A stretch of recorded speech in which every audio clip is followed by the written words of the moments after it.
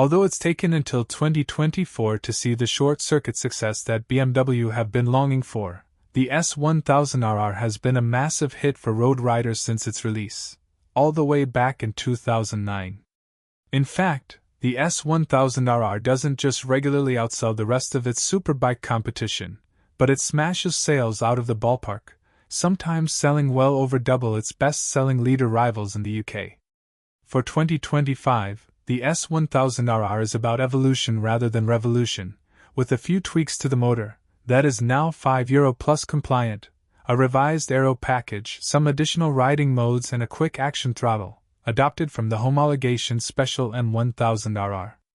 Although the S1000RR has seen a raft of updates over the years, the 2025 model still has that same essence of the original model, with a poised and predictable inline-4 motor, a great level of stability and a roomy cockpit that does allow for a little bit of comfort for longer journeys. Yet with every iteration, it has become a more serious proposition, and the 2025 model takes that a step further, with a more aggressive appearance and the sharper, more direct feeling from the throttle. On track, the RR feels precise, but closer to an extreme superbike with headlights. Compared to previous generations, the 2025 model is more focused and requires a little more rider input to muscle it around, but when done so, the rewards are greater. It's the S1000RR we all love, with some additional spice thrown in for good measure. Gone are the days of leader superbikes being cramped and small, as the S1000RR is a surprisingly roomy, and a rather large beast to straddle.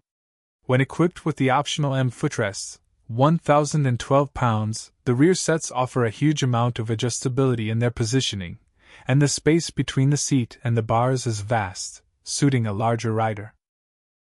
The riding triangle isn't too aggressive for a sports bike either, and even at motorway speeds, the screen offers a reasonable amount of wind protection. The aftermarket heated grips, 260 pounds, are incredibly effective on a cooler day too, offering a good amount of heat, even with thicker gloves. In terms of its cornering and braking abilities, the S1000RR is sharper than ever. However, that means that it's incredibly firm on the road, even in the softer, road mode. Although it turns with impressive precision, the RR's ride quality is on the harsher side of the spectrum, while the brakes are impressively sharp too, with little intervention from the ABS. However, on track it comes into its own. The S1000RR is one of, if not the sharpest leader superbikes on sale today, with a chassis and suspension setup that will swallow anything thrown its way. It feels like a well-sorted track machine as standard, with incredible poise and precision. The feedback through the suspension and chassis is truly incredible too, working better the harder it is pushed. Although this bumps the price up, it is possible for you to spec your RR to exactly how you want it, and leave off what you don't need. As you might imagine, the 2025 S1000RR comes with all the bells and whistles imaginable on a leader superbike, alongside a few additional creature comforts too. A 6-axis IMU powers a raft of modes and switchable rider aids that cover everything from cornering ABS and traction control to launch control and brake slide assist, and even a pit lane limiter. The electronics are impressively effective. This is all powered via 6.5-inch TFT dash that is relatively easy to use and has Bluetooth connectivity that will hook up to the free BMW app in order to record your ride and use maps.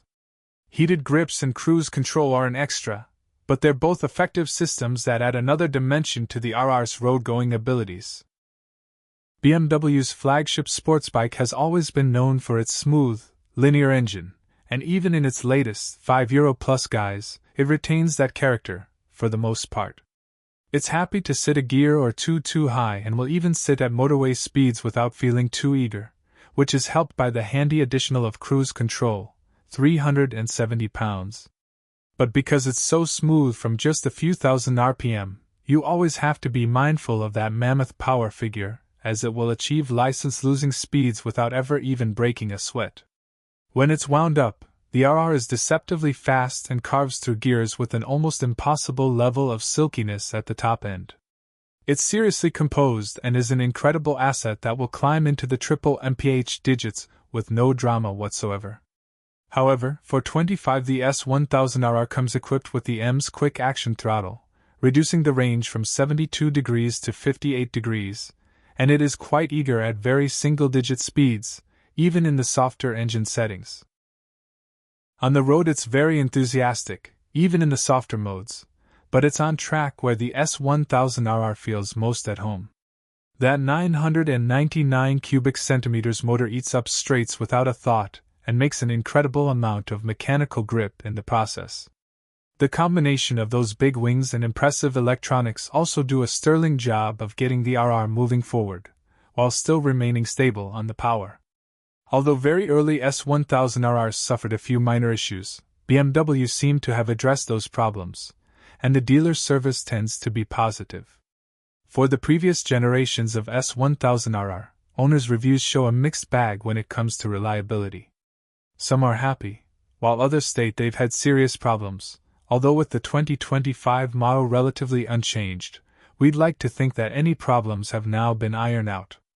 We are also running an S1000RR on our long-term test fleet for 2025, so keep an eye out for our updates from our deputy editor Carl Stevens' ownership experience.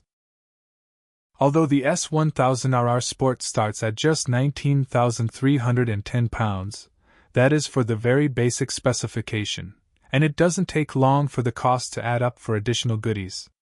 For context, Ducati's Panigale V4S costs £29,995, Aprilia's RS V4 Factory 1100 will set you back £23,859, and Honda's CBR 1000RR Fireblade SP is £23,699. While Bimota's new KB998 Rimini costs just over £36,000. On the flip side, Kawasaki's ZX-10R is £17,499. Our test bike is equipped with the 1,260-pound dynamic package that gives the RR heated grips, cruise control and dynamic damping control, the 1,625 million-pound Titan exhaust system, the 435 pounds M billet package levers and the 5,010 pounds M package, which includes a host of extras such as carbon wheels, along with the blue calipers and the white color scheme.